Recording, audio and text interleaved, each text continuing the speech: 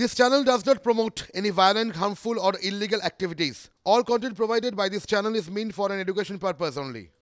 শাসক দলের নেতার কথা শুনে আমার শুধু একটাই কথা মনে হচ্ছিল, উনি তো বর্ষিয়ার নেতা, অত্যন্ত বিচক্ষণ একজন মানুষ। আমরা জানি শোভনদেব বাবুকে আমরা খুব কাছ থেকে দেখেছি, জানি ওনার মধ্যে একটা বিচার বুদ্ধি সম্পন্ন একজন অত্যন্ত কি বলবো সৎ মানুষ লুকিয়ে থাকেন আর কি। কিন্তু এই যে কথাটা বললেন খেয়াল করে দেখুন, যার যেরকম মনে হয়েছে তিনি সেটা বলছেন, যিনি যেটা দেখেছেন। এখানে তো কোথাও গিয়ে বিরুদ্ধ মত দেখলেই তাকে কিছু না কিছুভাবে দাগিয়ে দেওয়ার চেষ্টা হয়, এটা আমরা দেখেছি। কিন্তু ধরুন উনি যেটা বললেন, কোনো না কোনো তাদেরও তো নিজেদেরও তো কোনো মুখপত্র আছে, তাই না? তাদেরও তো নিজেদের কোনো সংবাদ মাধ্যম আছে, জাগো বাংলা টাংলা আছে আর কি। এবার তাই জন্য বিরোধী কোনো দলের অধিকার জন্মে যায় নাকি তাদের কণ্ঠরোধ করার? এটা তো হয় না। তাহলে এই ক্ষেত্রে কেন হবে? এই ক্ষেত্রেই এটা প্রশ্ন, জানেন তো, যে কোনো জায়গায় এই যে হঠাৎ করে সংবাদ মাধ্যমে কণ্ঠরোধ করার চেষ্টা হয়, কেন হয়? বেশ কয়েকটা কারণ একটু নেড়েচেড়ে দেখা যেতে পারে, তাহলে হয়তো খানিকটা আমরা বুঝতে পারবো। প্রথমত, যখন কিছু লুকোনোর দরকার হয়। দ্বিতীয়ত, যখন কোনো সত্য সামনে এসে গেলে সমস্যা হয়, যখন দেখা যায় যে গোটা বিষয়টা কিছুতেই সামলানো যাচ্ছে না সংবাদ মাধ্যম থাকলে, তখন সংবাদ মাধ্যমকে ওই জায়গার থেকে সরিয়ে দেওয়ার চেষ্টা হয়। সরকার তো চায় যে সবসময় সমস্যার সমাধান হোক, কিন্তু সেইটা হয়তো সংবাদ মাধ্যম থাকলে সেই সময় বা তারা মুখ খুললে সেই বিষয়টা সমাধানের জায়গাটা একটু কঠিন হয়ে যায়। সেই জন্যে কি সরকার তো চায় শান্তি থাকুক। আজকেও তো মুখ্যমন্ত্রী জানিয়েছেন যে তারা সাম্প্রদায়িক সম্প্রীতি কোনোভাবেই নষ্ট হতে দিতে চান না, কোনোভাবে বাংলার বদনাম হোক, কোনো কিছু নেতিবাচক হোক, এটা তারা চান না। এটাই তো আমরা এক্সপেক্ট করি। ঠিক বলেছেন, এটা তো আমরাও চাই। কোথাও গিয়ে বাংলার বদনাম না হোক, বাংলার সম্পর্কে যে লোকের ধারণা আছে, একটা সহনশীল জাতি আমরা, একটা সহনশীল মানসিকতার মধ্যে দিয়ে থাকি, রুচিশীল মানসিকতা। এটা তো উল্টো কিছু যদি চারপাশের লোকজন বলেন, বিশ্বাস করুন ভেতরে জ্বালা হয়, আপনাদেরও হয়। তাহলে সাংবাদিকরা যখন মার খায়, পুলিশ কেন নিষ্ক্রিয় থাকে? যদি সবারই গায়ে জ্বালা হয়, যদি সবাই চান বাংলার ভালো হোক, সাংবাদিকরা তারা মার খেলে কেন পুলিশ চুপ করে থাকে? সাংবাদিকদের গ্রেফতার করার ব্যাপারে পুলিশ সক্রিয় থাকবে, আর সাংবাদিকদের মারধরের ব্যাপারে কিছু ক্ষেত্রে নিষ্ক্রিয় থাকবে। এক যাত্রা এরকম যদি পৃথক ফল হয়, তাহলে পুলিশের এই ভাবমূর্তিতে রাজ্যের মুখ কি উজ্জ্বল হয়? দেখুন, যারা ওই আমলা হন না, তাদের সাথে কথা বলছিলাম এক আমলার সঙ্গে।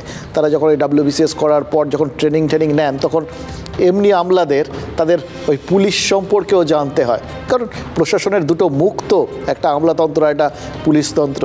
তো এই আমলাদের যখন পুলিশ সম্পর্কে জানানো হয়, তখন বলা হয় যে পুলিশ 3টে ধারা মেনে চলে। 3টে। 1 IPC Indian penal code, 2 CRPC, আর 3 নম্বরটা হচ্ছে ইন্টেনশন, তাদের ধারণা। পুলিশ কোন মানসিকতার বশবর্তী হয়ে কাজটা করবে। এবার নর্মাল কোর্সে পুলিশের এই যে মানসিকতা, পুলিশের যে উদ্দেশ্য, এটা তো মানুষের ভালোর দিকে তাকিয়ে চলা উচিত। সব সময় কপি বুক চলে না, হয়তো সব কিছু যে একদম বইতে ঠিক যেরম করে লেখা আছে সেরকম না। তার বাইরে গিয়েও পুলিশকে অনেক সময় বিচার করতে, এবং সেটা বিচার করতে হয় সাধারণ মানুষের ভালোর জন্য। কিন্তু সেটার বদলে যদি ওই বিচার বুদ্ধিটা কোনোভাবে নিয়ন্ত্রিত হয়ে যায়, তাহলে কিন্তু খুব গণ্ডগোল।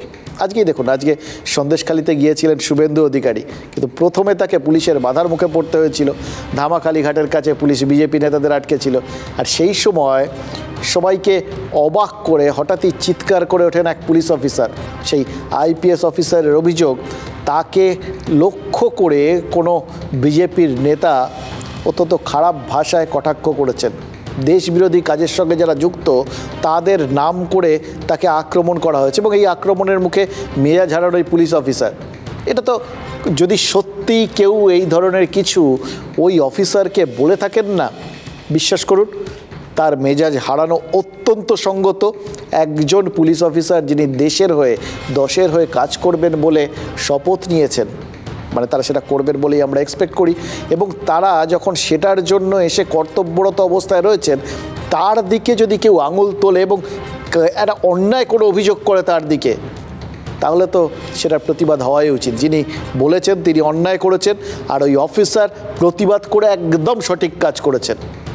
কিন্তু মুশকিল হচ্ছে এই দুটো বিষয়ের মধ্যে রাজনীতি তো সবসময় তৎপর। জন্টি রোডস মনে আছে তো, ওই দক্ষিণ আফ্রিকার সেই ফিল্ডার ছিলেন, একবার ব্যাটে বল লেগে একটু উঠে গেলেই হলো, ঝাঁপিয়ে পড়ে ক্যাচ তুলে নিতেন। রাজনীতি হচ্ছে এই জন্টি রোডস আজকের দিনে, একবার একটুখানি চান্স পেলেই একদম পারলে ব্যাটের ওপর থেকে ক্যাচ লুফে নেবে। তাই হয়েছে। এ ধরুন চারপাশে কিন্তু গোটা বিষয়টা নিয়ে একটা রাজনৈতিক টানাপোড়েন এবং রাজনৈতিক কি বলবো চাপানুতর শুরু হয়ে গেছে। তৃণমূল সঙ্গে সঙ্গেই যে মানে পড়ে পাওয়া 14 আনা একটা সুযোগ ভেবে ধরে নিয়েছে এটাকে। এবার বিজেপি সাম্প্রদায়িক সম্প্রীতি নষ্টের চেষ্টা করেছে বলে সোশ্যাল মিডিয়ায় পোস্ট করেছেন মমতা বন্দ্যোপাধ্যায়। তৃণমূলের সব নেতা সরব হয়েছেন। আর এডিজি দক্ষিণবঙ্গ সাংবাদিকদের বলেছেন বিষয়টায় কোনোভাবেই মেনে নেওয়া যায় না। একজনের সম্পর্কে এরকম যে অপবাদ দেওয়া বা মন্তব্য করা এটা গর্হিত অপরাধ এবং তারা কড়া পদক্ষেপ করবেন। দেখুন এটার মধ্যে একটা সলিডারিটি রয়েছে। তিনি পুলিশের বড় কর্তা, পুলিশের আরেক বড় কর্তা বা তারই সহকর্মী, তারই ফ্র্যাটার্নিটির আরেকজন সম্পর্কে কেউ যদি এরকম অন্যায় মন্তব্য করেন, তাকে অন্যায়ভাবে অপমান করেন, যদি সত্যি এরকম কিছু ঘটে থাকে, তাদের প্রতিবাদটা, তাদের ক্ষিপ্ত হওয়াটা, তাদের গায়ে লাগাটা অত্যন্ত স্বাভাবিক ঘটনা। ফলে তিনি যে কড়া পদক্ষেপ করবেন বলেছেন সেটা নিয়ে এরপরে আরও বিভিন্ন রাজনৈতিক বক্তব্য চাপার উত্তর সেগুলো আছে, কারণ গোটা বিষয়টার সাথে রাজনীতি জড়িয়ে গেছে। দেখুন তার নিজের ফ্র্যাটার্নিটির পাশে দাঁড়ানোটা অত্যন্ত সঙ্গত, কিন্তু যখন তার নিজের ফ্র্যাটার্নিটির ব্যাপারে তিনি তার পাশে দাঁড়াচ্ছেন, সহমর্মী হচ্ছেন, তারও কি কোথাও মনে হচ্ছিল একজন সাংবাদিকের বিরুদ্ধে যদি কেউ বা কারা কোনো রকম অন্যায় করেন তাহলে বাকি সাংবাদিক যারা আছেন তাদেরও গায়ে লাগে? আমরা সবাই তো একই ফ্র্যাটার্নিটি, তাহলে তাদের বিরুদ্ধে কোনো অন্যায় হলে সেটা কোন বৃহত্তর ফ্র্যাটার্নিটির গায়ে লাগবে এটাও কিন্তু সবার মনে রাখা উচিত। আমরা এটা জানাতে চাই, আমরা এই মন্তব্যের বিরুদ্ধে আমরা সমস্ত ধরনের প্রয়োজনীয় আইনি পদক্ষেপ নেব। দিস ইজ জাস্ট আনঅ্যাকসেপ্টেবল, এটা বলা যায় না। আর সুপ্রিম সরকারকে প্রমাণ করতে হবে যে এই শব্দটা কোন বিজেপি নেতা, সাংসদ, বিধায়ক বলেছে। সুপ্রিম সরকার যেটা করেছে মমতার নির্দেশে করেছে, কারণ মমতা ব্যানার্জি আজকে সারাদিন উন্মাদ হয়ে গেছেন। সেই কারণে তিনি প্রথমে অন্য নেতা নেত্রীদের সম্পর্কে অভিযোগ করেছেন, পরে সুপ্রিম সরকারকে দিয়ে করেছেন।